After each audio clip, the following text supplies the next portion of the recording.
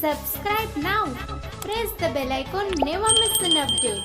If you like videos, please like and share your friends and family. Good morning all. Mrudmai Joshi here. In today's English grammar session, let us know about complex sentences. COMPLEX complex sentences. नमस्कार, मी मृण्मयी जोशी बोलते आहे. आजच्या आपल्या इंग्रजी व्याकरणाच्या पाठात आपण मिश्र वाक्य अर्थात कॉम्प्लेक्स सेंटेन्सेस शिकणार आहोत. We have seen clauses in last few sessions and we have also learned what are simple sentences and what are compound sentences. So today we will learn complex sentence. A complex sentence is a sentence with one independent clause or one independent sentence as such and at least one dependent clause or the subordinate clause. Dependent, D-E-P-E-N-D-E-N-T, dependent. Subordinate, S-U-B-O-R-D-I-N-A-T-E, subordinate. तर आज आपण complex sentences बघणार आहोत. मिश्र वाक्य. तर मिश्र वाक्य कशाला म्हणतात? तर ज्या वाक्यात एक प्रधान उपवाक्य किंवा वाक्य असतं आणि एक किंवा अधिक गौण वाक्य असतात किंवा गौण उपवाक्य असतात, त्याला आपण म्हणतो मिश्र वाक्य. आता ही व्याख्या तसं पाहायला गेलं तर कठीण वाटू शकते. सोप्यात सांगायचं झालं तर एक इंडिपेंडंट क्लॉज म्हणजे एक इंडिपेंडंट सेंटेन्स असं ज्याला म्हणता येईल, सब्जेक्ट प्रेडिकेट असलेलं, आणि दुसरं डिपेंडंट क्लॉज त्या वाक्यात, तर त्याला म्हणतात कॉम्प्लेक्स सेंटेन्स. उदाहरण घेऊया म्हणजे स्पष्ट होईल. Although, ALTHOUGH, although he was wealthy he was unhappy. आता हे जे वाक्य आहे त्याच्यात ऑल्दो ही वॉज वेल्दी याच्यानंतर कॉमा येतो, ही वॉज अनहॅपी. तर यातलं मेन क्लॉज शोधायची झाली तर ती आहे ही वॉज अनहॅपी. हे कम्प्लीट सेन्स असलेलं सेंटेन्स आहे किंवा क्लॉज आहे, ज्याच्यात एक सब्जेक्ट आहे ही आणि वॉज अनहॅपी हे प्रेडिकेट येतं. वर्ब आहे टू बीचं पास्ट टेन्समधलं फॉर्म म्हणजे वॉज. तर ही वॉज अनहॅपी हे त्यातलं ज्याला आपण म्हणू शकतो असं एक इंडिपेंडंट क्लॉज आहे याच्यात, ज्याला आपण म्हणतो प्रधान उपवाक्य. आणि ऑल्दो ही वॉज वेल्दी हे झालं सबऑर्डिनेट क्लॉज.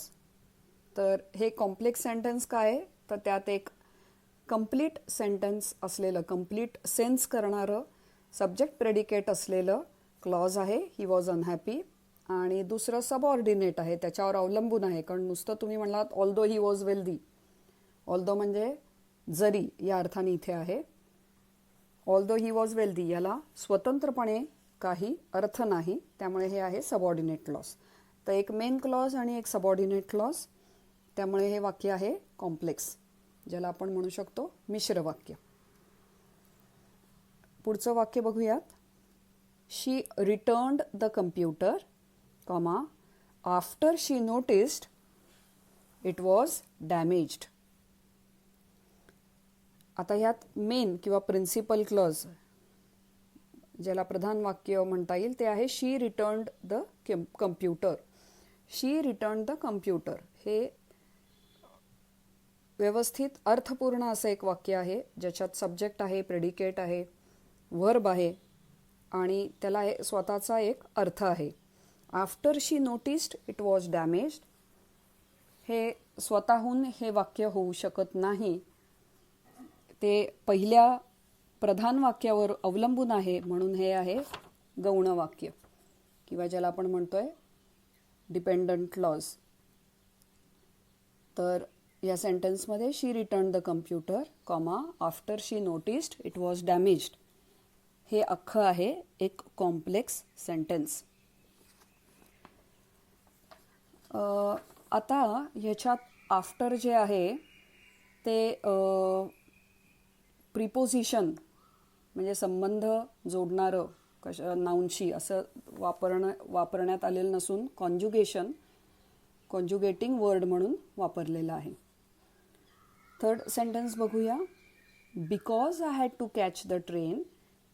या वाक्याकडे थोडंसं लक्ष देणं गरजेचं आहे, कारण हे थोडंसं अवघड वाक्य आहे, मोठं वाक्य आहे. तर because I had to catch the train, comma, and as we were short on time, comma, I forgot to pack my toothbrush for the vacation. मोठं वाक्य आहे. Because I had to catch the train, comma, and as we were short on time, comma, I forgot to pack my toothbrush for the vacation. आता याच्यात I forgot to pack my toothbrush for the vacation हे आहे main clause, आणि याच्यात 2 dependent clause आहेत बघा. Because I had to catch the train ही एक, आणि and as we were short on time, जे ही दोन्ही उपवाक्य जी आहेत ते सबऑर्डिनेट आहेत, गौण आहेत, कारण त्यांना असा वेगळा अर्थ नाही, आणि मेन वाक्य जे आहे त्याच्यावर ते अवलंबून आहे. तर ह्या उदाहरणात आपण पाहिलं की या कॉम्प्लेक्स सेंटेन्समध्ये, या मिश्र वाक्यात, देर आर 2 डिपेंडंट और 2 subordinate clauses and 1 main clause. तर अशी सुद्धा वाक्य कॉम्प्लेक्स सेंटेन्समध्ये येतात, जेव्हा प्रधान वाक्य एक आहे पण एक किंवा त्याच्यापेक्षा अधिक असं सबऑर्डिनेट क्लॉज असलं तर हे वाक्य येतं कॉम्प्लेक्समध्ये. आता लक्षात घ्या, आपण मागच्या वेळेस पाहिलं होतं कंपाऊंड सेंटेन्स, संयुक्त वाक्यामध्ये बरेचदा अँड हे जे असतं हे 2 स्वतंत्र वाक्यांना जोडणारं असेल तरच, म्हणजे आता आपण फॉर एक्झाम्पल मी जस्ट रिवाइज करते की Ram is short but Shyam is clever, किंवा Ram is short and Shyam is clever असं असेल तर हे अँड आणि बट जे आहे हे 2 स्वतंत्र वाक्यांना जोडणारे कॉन्जुगेशन होते. तसं आत्ताच्या उदाहरणात and as we were short on time हे जे आहे हे 2 स्वतंत्र वाक्यांना जोडत नाही. हे जे अँड आहे त्यामुळे ते त्या कॉन्जुगेशनमध्ये येत नाही, किंवा हे वाक्य कंपाऊंड येत नाही अँडचा जरी प्रयोग झाला तरी. अशी ट्रिकी वाक्य एक्झाम्सना विचारली जाऊ शकतात. तर थोडक्यात हे पाहिलं की हे जे सेंटेन्स होतं ते आपण कॉम्प्लेक्स सेंटेन्स म्हणलंय, कारण त्यात 1 मेन क्लॉज आणि 2 डिपेंडंट क्लॉजेस आलेले आहेत. नाव next sentence, wherever you go, WHEREVER, wherever you go, जे जिथे कुठे तू जाशील. यू कॅन, तुम्ही जाल, आता इथं प्लुरलमध्ये आहे. You can always find beauty. Wherever you go, comma, you can always find beauty. याच्यात you can always find beauty हे मेन क्लॉज आहे आणि व्हेरेवर यू गो हे सबऑर्डिनेट क्लॉज आहे. त्यामुळे हे आहे मिश्र वाक्य, कॉम्प्लेक्स सेंटेन्स. पुढची वाक्य मी घेईन, मी जास्त वाक्य घेणार आहे कारण कॉम्प्लेक्स सेंटेन्स थोडं समजायला कठीण आहे. तर त्यातलेही मी मेन क्लॉज आणि डिपेंडंट क्लॉज सांगत जाईन. The museum was very interesting, comma, as I expected. आता ह्याच्यात मेन वाक्य जे आहे मेन क्लॉज ते मोठं आहे, the museum was very interesting, आणि ॲज आय एक्सपेक्टेड हे आहे छोटंसं उपवाक्य किंवा dependent clause. So this was 1 example of complex sentence. Next आहे Ram's father, comma, who works in a garage, comma, likes cars. हेही थोडंसं कठीण वाक्य आहे, ट्रिकी वाक्य आहे. Ram's father, comma, who works in a garage, comma, likes car. तर आता राम्स फादर लाईक्स कार ही यातली मेन क्लॉज आहे, हे लक्षात घ्या. रामचे वडील जे गॅरेजमध्ये काम करतात त्यांना कार आवडतात, या अर्थी हे वाक्य आहे. तर रामच्या फादर जे आहेत त्यांना डिस्क्राईब करण्यासाठी who works in a garage ही क्लॉज वापरली गेलेली आहे. त्यामुळे who works in a garage is a subordinate clause, त्याला स्वतंत्र अस्तित्व नाही, आणि ही त्या फादरना, रामच्या फादरना डिस्क्राईब करते. सो त्याचा मेन क्लॉज आहे राम्स फादर लाईक्स कार्स, आणि who works in a garage ही आहे who works in a garage ही आहे सबऑर्डिनेट क्लॉज. त्यामुळे हे आहे कॉम्प्लेक्स सेंटेन्स. तर थोडक्यात आता आपल्याला असं म्हणता येईल की this sentences are normally used when you need to provide more information to explain your point. आता हे जे कॉम्प्लेक्स सेंटेन्स आहे ते रामचे फादर काय करतात, कुठं काम करतात याच्याविषयी जास्त माहिती पुरवतं. त्यामुळे हे कॉम्प्लेक्स सेंटेन्समध्ये जनरली हू, व्हेअर, हुज हे असे शब्द वापरून एखादं नाऊन, जसं इथं फादर आहे, राम्स फादर, हे डिस्क्राईब, त्यांच्याविषयी जास्त माहिती पुरवली जाते. सो अशी ही वाक्य कॉम्प्लेक्स सेंटेन्सेसमध्ये येतात. नेक्स्ट बघूया. Don't leave the classroom, comma until you finish your work. Don't leave the classroom.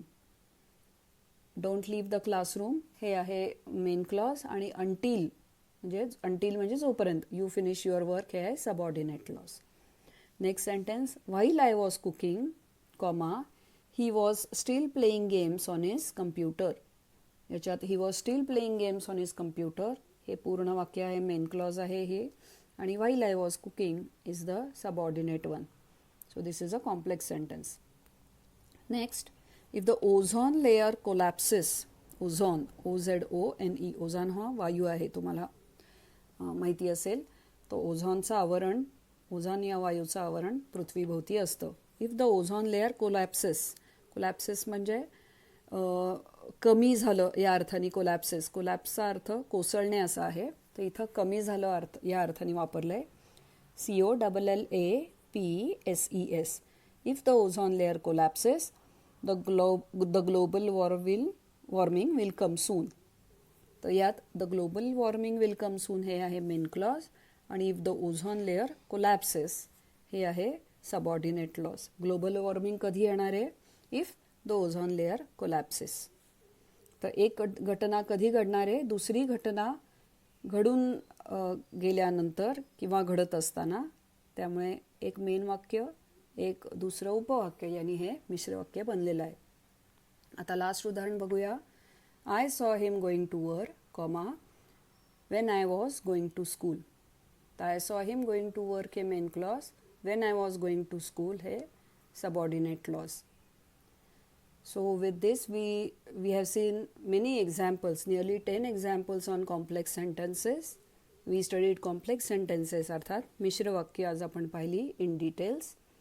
आणि so that's all for today's session. तुम्हाला काही शंका असतील तर मला जरूर कळवा.